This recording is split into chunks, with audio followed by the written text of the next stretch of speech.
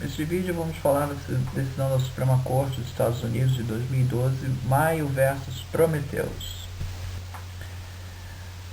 A decisão discute a questão da proteção de ideias abstratas e faz referência a outras decisões da Suprema Corte, como Diamond versus Deere, uma decisão de 1981, que conclui que leis da natureza, fenômenos naturais e ideias abstratas não são patenteáveis, segundo o parágrafo 101 da Lei de Patentes. No entanto, uma aplicação de uma lei da natureza a uma estrutura conhecida ou processo conhecido pode merecer proteção por patente. Agora, para transformar uma lei da natureza não patenteável em uma matéria protegida por patente, pela lei, a patente deve fazer mais do que simplesmente acrescentar as palavras aplicado a. Ela deve se limitar a atingir uma aplicação inventiva, particular, específica, conforme essa outra decisão da Suprema Corte, Gottschalk versus Benson, a decisão de 1972.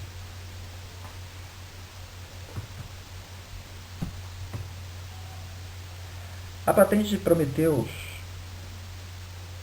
que é o titular, ela descreve o uso de uma droga chamada tiopurina para tratar doenças autoimunes. Quando ingerido, o organismo metaboliza esse medicamento, produzindo metabólitos na corrente sanguínea. Cada paciente metaboliza esses medicamentos de uma maneira diferente. Assim, os médicos têm dificuldade em determinar qual a dose adequada para cada paciente. Às vezes ele pode administrar uma dose muito alta que pode oferecer riscos ou efeitos colaterais, ou pode administrar uma dose muito baixa e ser ineficaz o medicamento. As reivindicações descrevem um processo que permite os médicos a encontrar os níveis de correlação adequados entre os níveis de metabólito e os riscos ou a ineficácia do medicamento com precisão. Então, permite calibrar a dosagem certa para cada paciente. Então, as reivindicações elas descrevem uma primeira etapa de administração da droga, que instrui o médico a administrar a droga no paciente. Uma segunda etapa, que é para determinar o nível correto, que instrui o médico para medir os níveis de metabólito na corrente sanguínea.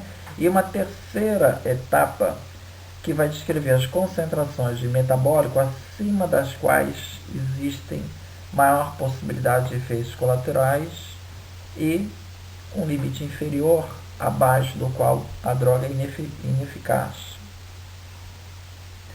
E assim indicando se você está acima desse primeiro limiar ou abaixo desse segundo limiar, a necessidade de você aumentar ou diminuir a droga, a dosagem da droga. A reivindicação, então, é um método para otimizar a eficácia terapêutica para tratamento de uma desordem gastrointestinal, compreendendo administrar a droga a um paciente, determinar o nível dessa metabólico, em que o nível,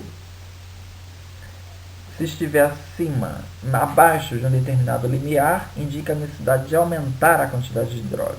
E se estiver acima de um determinado limiar, indica a necessidade de decrescer a quantidade de droga. A Corte Distrital aplicou um teste com base no argumento de Maio, que seria o réu da ação, que alegou que esse processo reivindicado efetivamente está pleiteando uma lei da natureza, um fenômeno natural. ou seja, a correlação entre os níveis de metabólitos de ditilpurina e a toxicidade e eficácia desse medicamento. Portanto, isso não seria patenteável. O Federal Circuit reverteu a decisão da Suprema Corte e considerou válida a patente, uma vez que ela passava pelo critério Machine or Transformation Test. Então, não poderia ser visto como lei da natureza. A questão foi levada então à Suprema Corte. A Suprema Corte concluiu o seguinte: doutores têm utilizado essas drogas, esses medicamentos, com esse propósito há muito tempo. Uma proibição contra patentes de ideias abstratas não pode ser contornada simplesmente limitando o uso da fórmula a um ambiente particular tecnológico.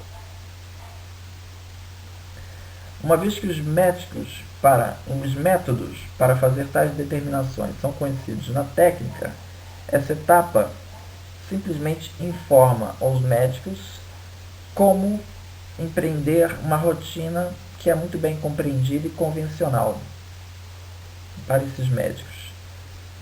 Tal atividade não é normalmente vista como suficiente para transformar uma matéria não patenteável em patenteável. Então, basicamente, o que a Corte está dizendo é que a reivindicação, ela essencialmente trata de uma lei da natureza.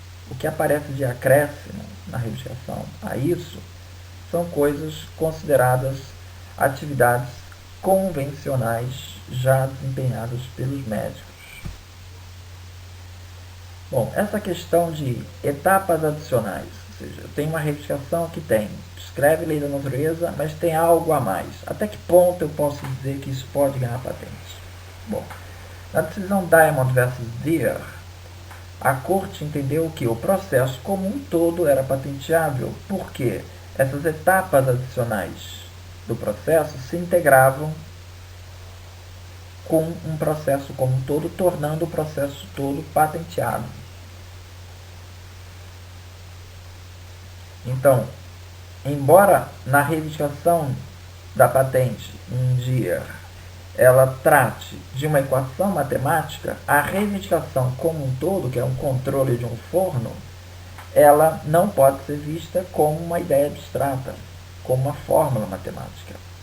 Então, essas etapas adicionais que fazem parte da reivindicação transformaram o processo em uma aplicação inventiva da fórmula.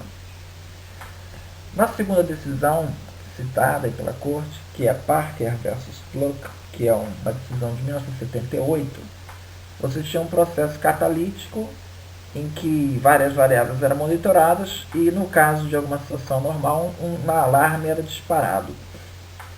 Então, nesse caso, as etapas adicionais, no caso seria o alarme, elas foram vistas como não limitando a reivindicação a uma aplicação particular, porque todo o processo químico era conhecido e a fórmula que é citada lá no processo químico é conhecida, mas deixando isso de lado, não existe nenhum conceito inventivo na aplicação reivindicada, ou seja, as etapas adicionais em Fluke foram vistas como insuficientes para transformar o processo todo como patenteado. Em Diamond Deere, as etapas adicionais foram vistas como significativas, transformaram o processo em patenteado. A conclusão que a Corte, analisando esses dois casos, chega é que simplesmente adicionar etapas convencionais especificadas em um alto nível de generalidade para leis da natureza, fenômenos naturais ou ideias abstratas, não torna essas leis, fenômenos e ideias patenteáveis, porque se tratam de etapas convencionais. E destaca a Corte que fenômenos da natureza assim, tal como descobertos, processos mentais e conceitos intelectuais abstratos não são patenteáveis porque eles são os instrumentos básicos da pesquisa científica e tecnológica. O monopólio de tais instrumentos, através de uma patente, poderia impedir a inovação, ao invés de que promovê-la. Por outro lado, quando uma verdade científica ou expressão matemática da mesma, embora ela não seja patenteável, uma estrutura nova e útil, criada com a ajuda desse princípio científico, pode ser patenteável. Para transformar uma lei da natureza não patenteável em um pedido patenteável pela lei, uma pessoa deve fazer algo mais do que simplesmente acrescentar as palavras aplicado em.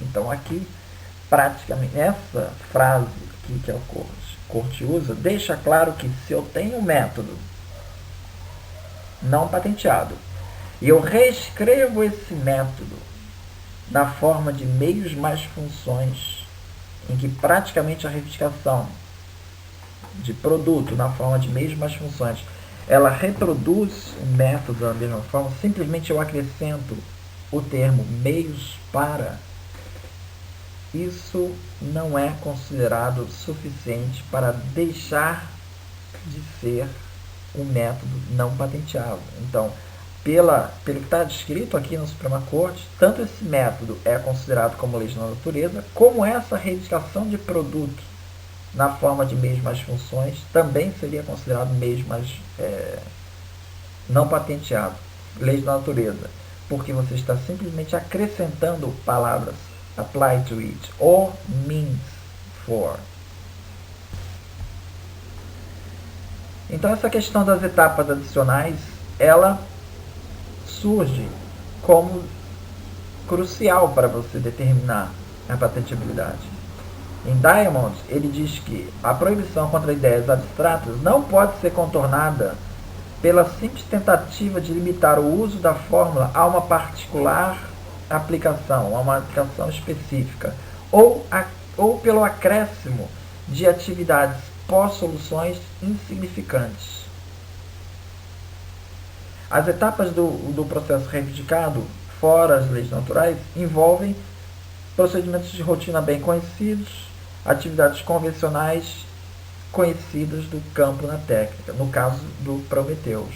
Então, se você tira a parte que é considerada leis naturais, todo o resto que sobra já é rotina, atividade convencional, então já conhecida da técnica.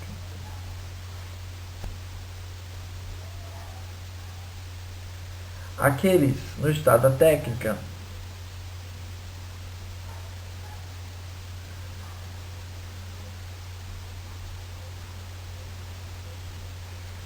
as pessoas no estado da técnica não conheciam as correlações exatas dos níveis de metabólico que causavam prejuízo ou ineficácia do medicamento.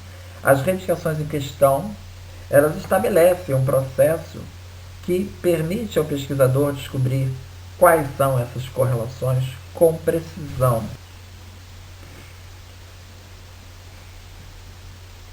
Bom, essa questão que foi considerada suficiente para considerar uma patente na Corte Distrital, o Federal Circuit, foi negada na Corte Distrital, o Federal Circuit reverteu, entendeu que seria objeto de patente, porque essas correlações naturais especificadas nas reivindicações, de administrar uma droga, determinar o nível de metabólicos, essas etapas envolveriam a transformação do corpo humano ou do sangue extraído do corpo, e atendia então o Machine or Transformation Test. Então a reivindicação estaria atendendo a esse critério, portanto, ambiente. A Suprema Corte rejeita essa ideia do Federal Circuit. Ele observa que a patente em Prometheus descreve leis da natureza, ou seja, as relações entre as concentrações de certos metabólicos no sangue e a probabilidade de uma dosagem de tioepurina ser ineficaz ou prejudicial ao paciente. São desses dois níveis.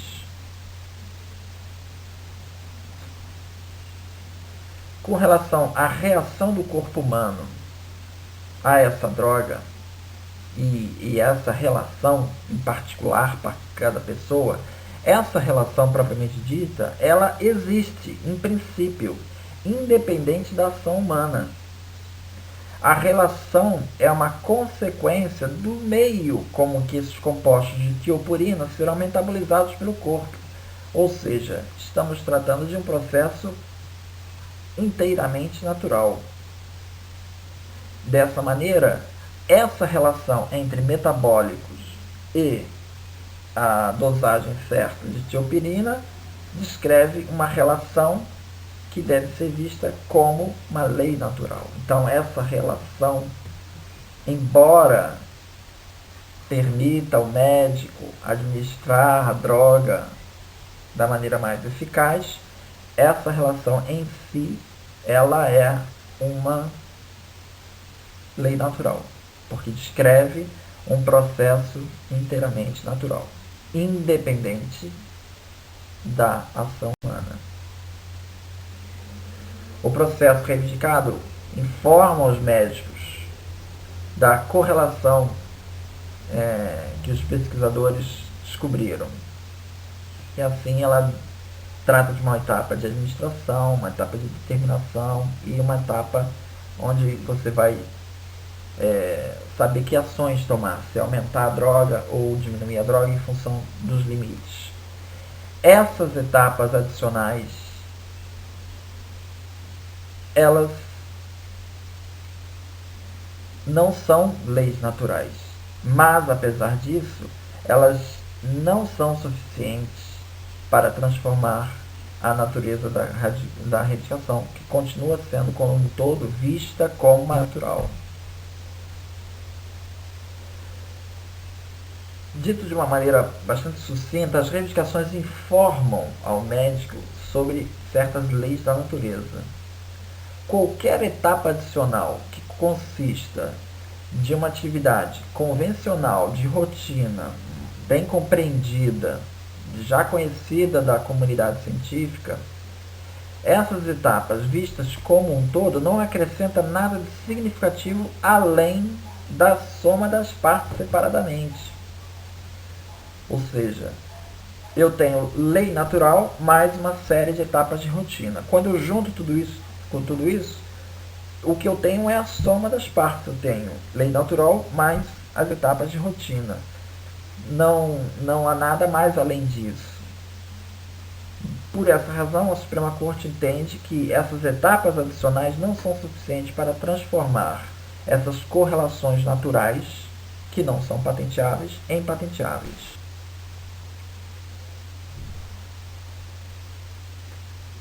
Extraindo então as conclusões de Parker e Fluke, uma decisão de 78, e também do caso Bilski, uma decisão de 2010, a Corte entende que simplesmente acrescentar atividades pré ou pós-solução convencionais ou óbvias não é suficiente para transformar uma lei da natureza não patenteável em patenteável. Então, observe aqui que ele já mais claramente, primeiro ele está dizendo essa questão de ser convencional. Agora ele já está dizendo claramente, usando a palavra óbvio. Ou seja, eu para determinar a patenteabilidade, ou seja, a incidência de uma reivindicação, no parágrafo 101, que é o que determina aquilo que é considerado patente, né, invenção, aquilo que é considerado invenção, pela lei americana, eu estou de alguma maneira usando critérios de obviedade. Eu estou identificando se aquilo é convencional ou não. Ora, ou óbvio ou não. Eu só posso saber se aquilo é convencional ou não, se é óbvio ou não, se eu conheço o estado da técnica. Então nós estamos falando de uma etapa preliminar. Para eu saber se é invenção, eu antes preciso identificar onde está a contribuição ao estado da técnica, para ver se aquilo é suficiente para tornar a reivindicação como um todo, matéria objeto de patente. Bom, a Corte discorre um pouco sobre esses casos preliminares da Suprema Corte, que discutiu essa questão. Já falou, vamos falar um pouquinho mais sobre isso, que é o caso Diamond versus Deere, que é um caso de 1981, em que ele é considerado um dos primeiros casos que concedeu patentes na área de invenções implementadas por programa de computador nos Estados Unidos, da Suprema Corte. O caso ele tratava de um método de moldagem de borracha não curada, bruta, numa borracha curada, para produtos moldados, por exemplo, uma sandália. Então, se você colocava uma borracha no forno e utilizava uma equação matemática conhecida, a equação de Arrhenius, para determinar quando, dependendo da temperatura dentro do molde, seria necessário abrir o forno ou não para interromper o processo. Isso em função da temperatura, da espessura da borracha, etc. O método descrevia as etapas de monitorar continuamente a temperatura do molde, alimentar os números dessa medição em um computador e utilizar a equação de Arrhenius para continuamente recalcular o tempo de abertura do forno e configurar o computador de modo a gerar o momento apropriado para sinalizar o dispositivo para abrir o forno. Então eu tenho uma reivindicação que tem várias etapas, em que uma dessas etapas descreve uma equação matemática que por si é conhecida. A Corte entendeu que em nenhum momento ficou sugerido que essas etapas poderiam ser consideradas como já em uso ou puramente convencionais. E nem os titulares da patente procuram proteção para o uso da equação de Arrhenius, que seria o conceito de preempt, ou seja, eles englobarem a proteção da equação de Arrhenius. Não é isso que eles querem. A reivindicação usa a equação de Arrhenius dentro de um método específico, particular. Tem várias outras etapas que definitivamente não são leis da natureza, como fazer medições, fazer cálculos, etc. Então, o uso dessa equação em conjunto com todas as outras etapas tornava o processo patenteado. Então, eu tenho lei da natureza lá no meio, mas eu tenho etapas adicionais que foram consideradas como não óbvias, não convencionais. Isso faz com que o conjunto todo passe a poder ser protegido por patente. No caso Parker e Fluke, que é um caso de 78, ele trata de um processo de conversão catalítica de hidrocarbonetos, que consiste no ajuste de determinados limites de alarme. Então, certas condições desse processo, como temperatura, pressão, fluxo, são monitoradas continuamente durante o processo de conversão. E, no caso de alguma situação de risco, determinados limites são disparados. Então, você tem uma etapa que você mede os determinados variáveis, utiliza uma equação matemática para calcular o alarme e ajusta o alarme. Então, novamente, você tem, essa decisão é anterior a Diamond versus Deere, tá? A decisão é anterior, ela é de 78. Então, nesse caso, você media variáveis, usava uma fórmula matemática que era conhecida e ajustava um alarme. Nesse caso, a Corte entendeu que o processo químico envolvendo uma conversão catalítica de hidrocarbonetos, a prática de monitorar processos químicos, variáveis de processos químicos, e o uso de limites de alarme para ditar alarmes, tudo isso são coisas bem conhecidas. Então, a atividade pós-solução, que é a atividade de você ter alarmes, ela é considerada convencional ou óbvia e não pode transformar os princípios em processos patenteáveis. O caso Bilski, ele trata de um método financeiro, são operações de investimento, operações de hedging, que envolve a avaliação dos riscos em determinados investimentos. Na contratação de compra de mercadorias de vendedores a um preço fixo, que reflete o desejo dos vendedores em assumir determinados riscos de queda de preços. Bom, e o método descreve esse método financeiro. A corte entendeu que o fato desse método estar limitado ou específico para os mercados de energia, consumo de luz, consumo de energia e de commodities, não altera a conclusão de que você simplesmente limitar uma ideia abstrata a um campo de aplicação ou acrescentar componentes pós-solução não já conhecidos não torna o conceito patenteável. Então, ele entendeu que no caso Bilski, todo esse método financeiro ele seria considerado uma ideia abstrata, e o fato de você limitar esse método financeiro a um mercado específico de energia e commodities, isso não altera o fato de que continua sendo uma ideia abstrata. Existe um caso ainda mais antigo que o Parker-Fluke, que é o caso Gottschalk e Benson, em que ele foi considerado um processo para a conversão de números binários em números BCD. Isso é usado para você apresentar informação em displays. Você converte número binário em número BCD. É um outro formato de número.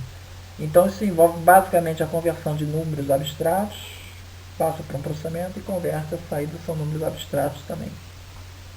Ele entendeu que você simplesmente implementar isso no computador, de uso geral, isso não alterava a conclusão de que isso era uma concepção abstrata.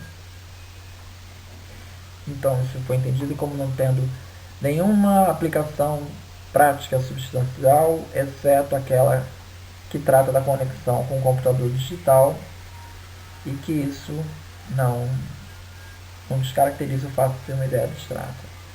Então veja que você tinha, no caso, você tinha Gottschalk Benson, de 72, dizendo que um programa de computador implementado lá para resolver um problema como esse de conversão de dados foi visto como ideia abstrata.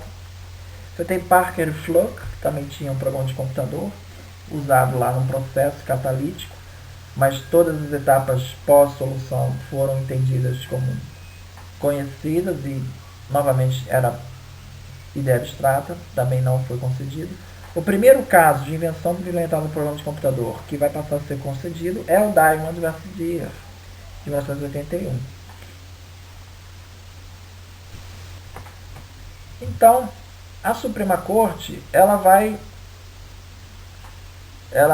cita esses casos prévios à Suprema Corte e entende que a decisão agora, Maia e Prometheus, está alinhada com esses casos antigos, dizendo que aqui em Prometheus também as etapas adicionais que são acrescentadas são etapas consideradas convencionais, e isso não é capaz de transformar esse método, descaracterizar ele como ideia abstrata, ele continua sendo ideia abstrata. E aí a Corte discute alguns argumentos que foram colocados nos petições de amicus curiae do processo. Então várias pessoas, são os amigos da Corte, várias pessoas são chamadas a dar sua opinião sobre o processo. Uma dessas pessoas, integrantes aí que entraram com contribuições, foi o governo dos Estados Unidos, através do SPTO, que ele alegou o seguinte: ele alegou que virtualmente qualquer etapa, além de uma simples lei da natureza, ela consegue transformar uma lei da natureza não patenteável em um pedido potencialmente patenteável para satisfazer a seção 101. Esse argumento do SPTO está muito alinhado com o N-Hardware Approach usado no escritório europeu de patentes. Então, se eu pego uma reivindicação de método, um método não patenteável, método financeiro, tá? Se eu simplesmente nessa reivindicação insiro a palavra computador, ou seja, qualquer etapa ou elemento que não seja a matéria patenteável, eu consigo descaracterizar essa reivindicação como um todo como um método financeiro. Já não uso mais o artigo 52 lá da época. Esse argumento do SPTO segue isso, ou seja, se eu tiver qualquer coisa que não seja lei da natureza, isso é suficiente para transformar essa matéria não patenteável em patenteável e passar pelo artigo 101. A Suprema Corte rejeita esse argumento. Ela diz o seguinte, que essa abordagem tornaria a exceção de leis da natureza do artigo 101 praticamente uma letra morta. Ou seja, eu poderia acrescentar qualquer etapa pós-solução irrelevante, qualquer etapa, qualquer elemento que não fosse lei da natureza, que eu simplesmente converteria aquela reivindicação para matéria patenteável. Essa abordagem.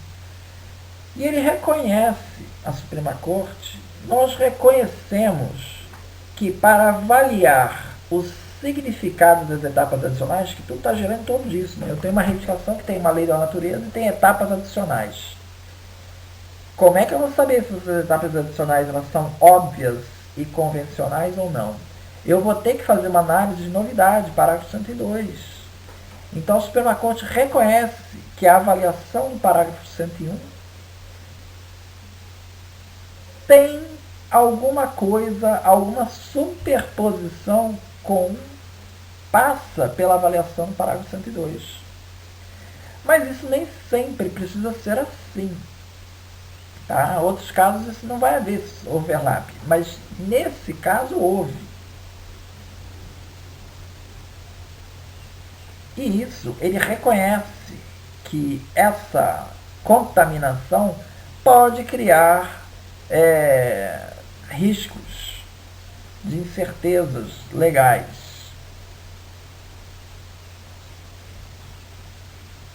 Isso, ele reconhece que isso é uma deficiência do...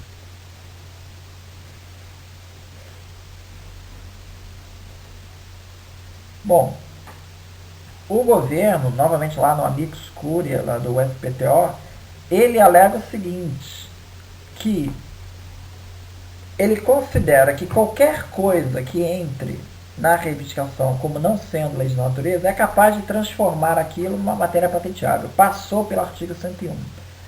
Só que aí o SPTO diz o seguinte, quando eu for analisar novidade e atividade inventiva disso, que são os artigos 102 e 103, quando eu for analisar novidade e atividade inventiva, toda aquela parte considerada leis da natureza, elas saem da minha análise.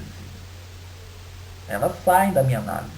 Então, eu não vou matar esse pedido por 101. Eu vou matar esse pedido por falta de novidade, por exemplo, 102. Tá? A Suprema Corte está rejeitando. Essa abordagem é muito parecida com a abordagem da Apple. Tá? Muito parecida, que foi confirmada no Enlarged Board of Appeal G308 da Apple. Foi confirmado. Essa abordagem é rejeitada pela Suprema Corte.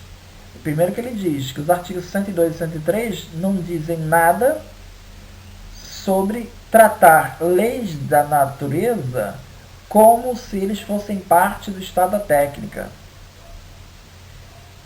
E simplesmente ignorar as leis da natureza quando avaliando os pedidos de patente por novidade de atividade inventiva poderia tornar todas as invenções não patenteáveis, uma vez que todas as invenções podem ser reduzidas a princípios da natureza que, uma vez conhecido, tornariam suas implementações óbvias. Ou seja, você não pode isolar, essa parte aqui é lei da natureza, sai fora, essa aqui é lei da natureza, sai fora, essa aqui é lei da natureza, sai fora. Não vai sobrar nada. Então, a rigor, esse critério proposto pelo STTO, que é o que é adotado pela época, a Suprema Corte está vendo problemas nesse critério e diz que não é para ser adotado assim. Ou seja, devemos sim matar esse pedido por violar o 101, por ser considerado lei da natureza. Conclusão final da Suprema Corte: por essas razões, nós concluímos que as reivindicações em questão da patente de Prometheus efetivamente reivindicam leis da natureza. Essas reivindicações, consequentemente, são inválidas e o julgamento do Federal Circuit deve ser revertido. Obrigado.